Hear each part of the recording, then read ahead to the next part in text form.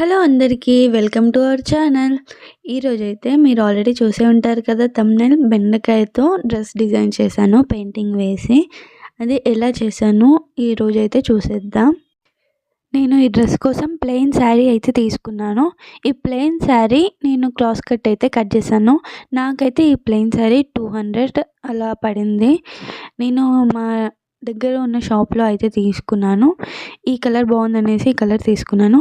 So, దీనికోసం నేనైతే white paint and blue paint తీసుకున్నాను. అండ్ మనకి బ్రష్ కోసం ఫ్లాట్ బ్రష్ అయితే తీసుకోవాలి. అండ్ ఒక ఇయర్ బడ్ తీసుకోవాలి. సో, మెయిన్ ఇంగ్రీడియంట్ వచ్చేసి బెండకాయ ఇలా హాఫ్ కట్ చేసుకొని తీసుకోవాలి.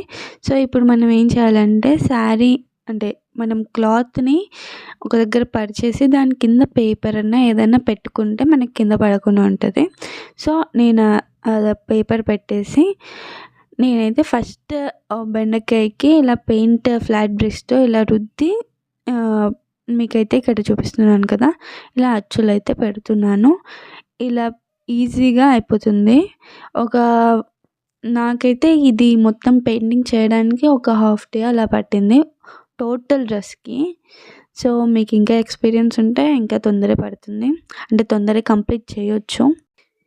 ఈ డ్రెస్ మొత్తం కంప్లీట్ చేయడానికి ఒక బెండకాయ అయితే సరిపోదు. కొంచెం సేపటికి అది ముదిరిపోతూ ఉంటుంది కాబట్టి చిన్న సైజ్ అవుతుంది. సో, మనం మార్చి వాడుతూ ఉండాలి.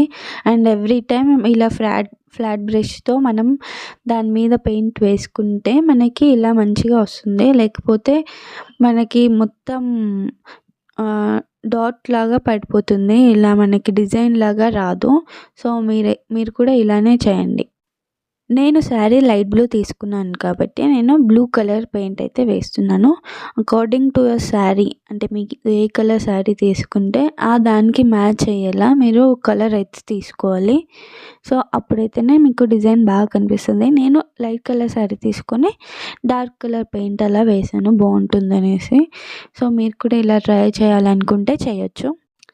ఇక్కడ చూపిస్తున్నాను కదా! నేను ఇలా బంచెస్ కొంచెం గ్యాప్ ఇస్తూ నేను డ్రెస్ అంతా వేశాను. నేను ఈ డ్రెస్ కట్ చేశాక కుట్టక ముందే వేశాను. ఎందుకంటే కుట్టినంక మనకి లైనింగ్ కూడా ఉంటుంది. లైనింగ్ మీద పడుతుందనేసి నేను కుట్టక ముందే ఇలా ట్రై చేశాను. అండ్ కింద అయితే పేపర్ కంపల్సరీ లేకపోతే మొత్తం బండలకి లేకుంటే మీరు కింద ఏది పెడితే దానికి అంటేస్తుంది. ఈ పెయింటింగ్ మొత్తం నేను ఫ్యాబ్రిక్ పెయింట్స్ ఉంటాయి కదా! అవే యూజ్ చేశాను.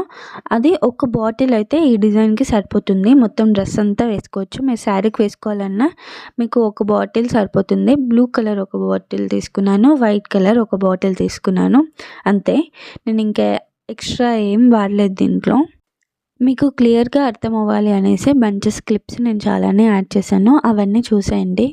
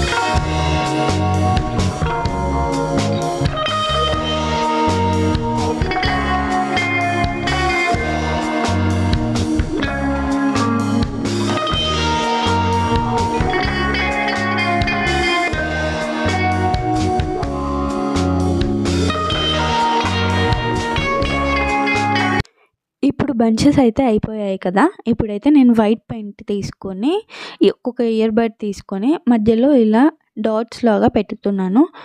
ఇలా ఎందుకు పెడుతున్నానంటే కొంచెం అది బంచ్ అనేది ఎలివేట్ అవ్వడానికి ఇంకా మంచిగా కనిపియడానికి ఇలా అయితే పెడుతున్నాను. మీకొద్దు అనుకుంటే ఈ పార్ట్ మీరు స్కిప్ చేయొచ్చు. ఇలాగే నేను అన్ని బంచెస్‌కి అయితే పెట్టాను. మీకిక్కడ చూసుకోవచ్చు.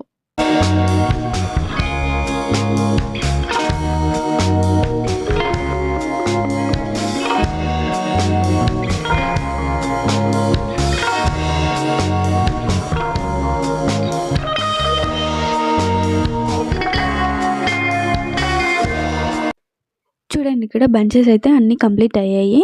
ఫైనల్ లుక్ అయితే ఇలా ఉంది. నాకైతే ఈ డ్రెస్ కాస్ట్ అరౌండ్ 300 లోపలే అయిపోయింది. ఎందుకంటే స్టిచ్చింగ్ కూడా మేమే చేసుకున్నాం కాబట్టి.